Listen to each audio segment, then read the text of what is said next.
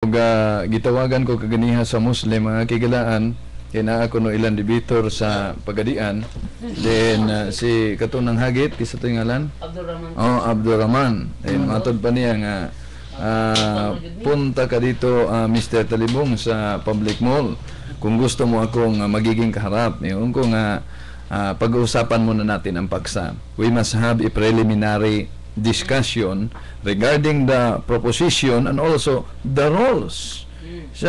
Yun ang hindi ko gusto na pag-uutosan ako. Huwag mo akong utosan. So kung gusto kang makipag-debate, you are challenging me, so punta ka dito, pag-usapan natin. Hindi, sabi niya, punta ka dito sa public market. Sinagot ko naman na, lalo nang huwag mo akong pag-utosan. Ang paksa na gusto niyang magiging proposisyon, ito, patutunayan ko na ang Panginoong Hesukristo ay tunay na Diyos at tunay na tao ayon sa Biblia at iba pang mga referensya. At ang isa pang paksa na magiging proposisyon namin sa debate, kung matutuloy, ay ito. Patutunayan ko na ang kabanal-banalang isang tatlo, meaning the Trinidad, the Holy Trinity, ay iisang Diyos sa tatlong magkakaibang persona ayon sa Biblia. Yan. Ingon siya nga, di, kung gusto mo sanang makipagdebate sa akin, punta ka dito. Wala na tayong rules pa. No. Ito'y para na lang tulad ng sabong ng manok. Kung sino man ang mamamatay, talo na yon. So, usa sila, naminaw sila dili karon. Kung nanghagit mo og debate, ay mong binata. Ha?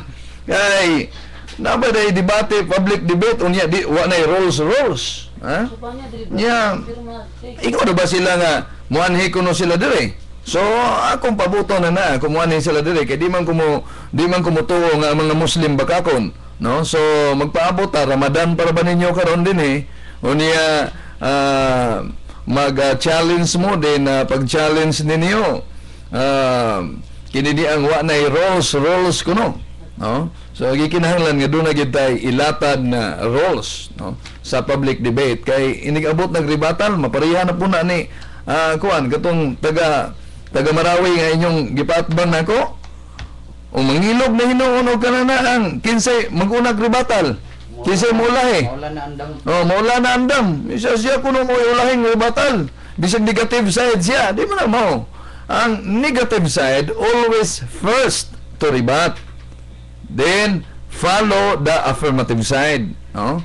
So muna na ang magsabot sa ta kana na ang inyong atat na makipagdebate kayo, kailangan we must have a preliminary discussion, preliminary debate, no, tungkol sa paksa at sa mga house rules, no? Anya bagsapaw-sapaw kunuhay ng naa unya watay basihan di man na ang kuan sa taog sa tima. So atong pabutong mga kaigalaan, no?